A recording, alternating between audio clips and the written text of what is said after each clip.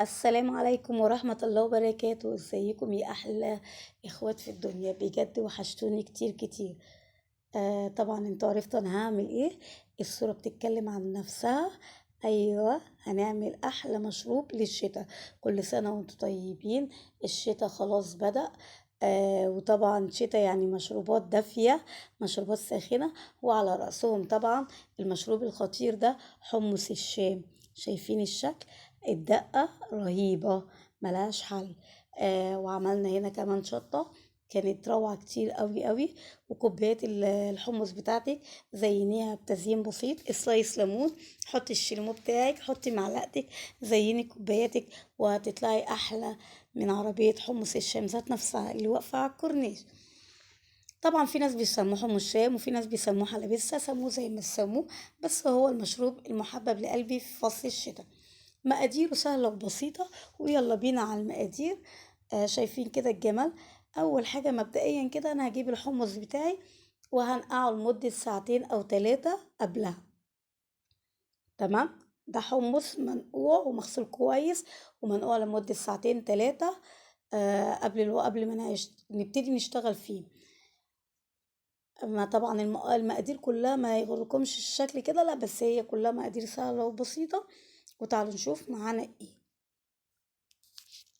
معايا هنا 2 طماطم انا مقطعاهم 4 تربع، ومعايا كمان بصلاية كبيرة مقطعاها 4 تربع، ومعايا قرن فلفل احمر، وكمان واحد زيه اخضر بس ما بانش هو تحت الطماطم.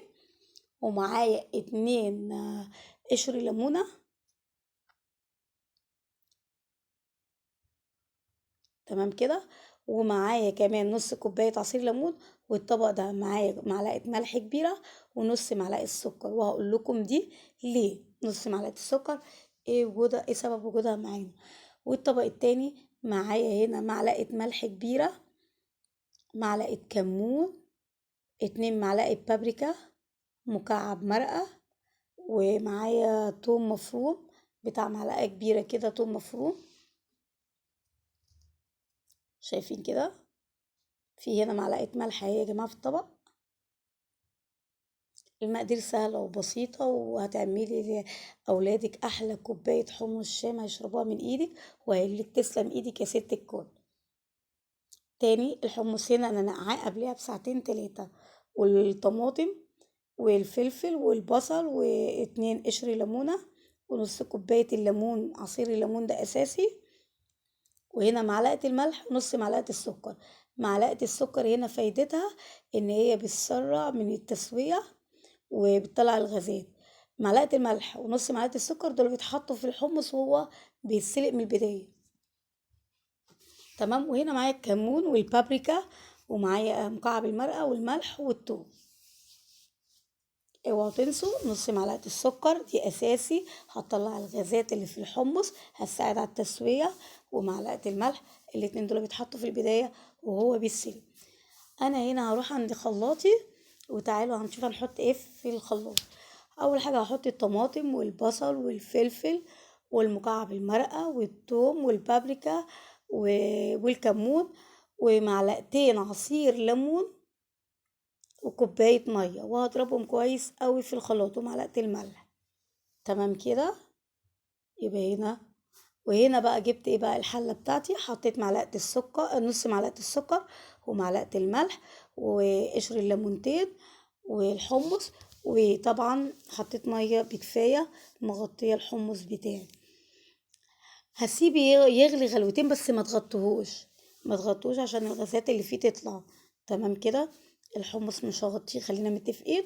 وهنحط نص معلقة السكر ومعلقة الملح كده من البداية.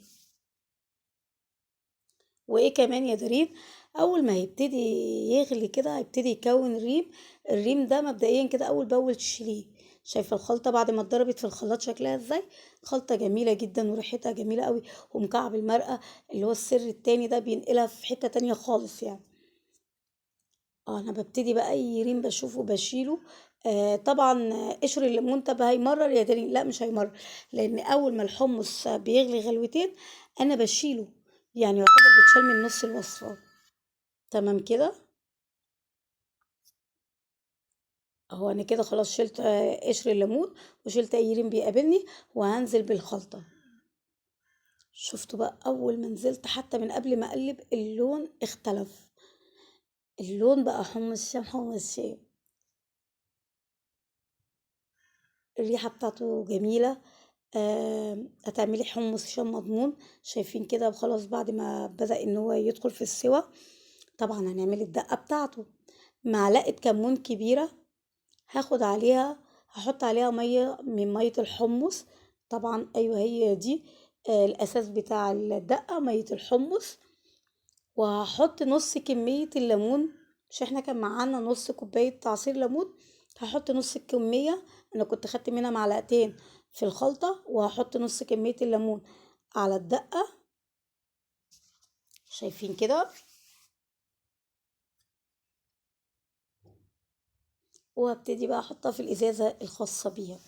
احلى ازازة دقة لحمص الشام، بجد جميلة جدا، شكلها جميل. طب ينفع دقة من غير شطة؟ لا، هنعمل الشطة بتاعتنا المشطشطة. معلقة بابريكا كبيرة ومعلقتين شطة زي ما انتم ما شايفين، وهنزل ببقية عصير الليمون، بباقي عصير الليمون. وطبعا الأساس بتاعنا، السائل بتاعنا هو مية حمص الشام. هي المية كده كده رهيبة، طعمها رهيب. واخدة التوابل بتاعتها متبهرة كويس، مش محتاجة ان انا احط ملح ولا اي حاجة. اهو الدقة والشطة بيتكلموا عن نفسهم. طبعا هنا خلاص الحمص بتاعي خلاص خلص، حطيته في الكوبايات. زينته بتزيين بسيط قوي. هاتي ليمونة كده قطعيها سلايس وحطيها على الكوبايات من فوق. حطي الشريمو بتاعك، حطي المعلقة بتاعتك، وقدميهم لولادك. حسسيهم كده كأنهم بيشربوا حمص الشام من بره. بجد جربيه بالطريقة دي. وما تنسيش لو وصلتي معانا لهنا، تنسيش تعملي لنا اللايك والاشتراك، وتفعلوا الجرس عشان يوصلكوا كل جديد مني، وتدعوا لنا دعوة حلوة من القلب. وانا اسفة جدا عشان صوتي تعبني بس. معلش بتأخر عليكم كتير، انا عارفة في فيديوهاتي. بس كله بيتعوض، ويحفظكم الله بحفظه وجعلكم من اهل الجنة ان شاء الله. يا رب يا رب فعلا. الفيديو ينور رضاكم وينور اعجابكم، والى اللقاء.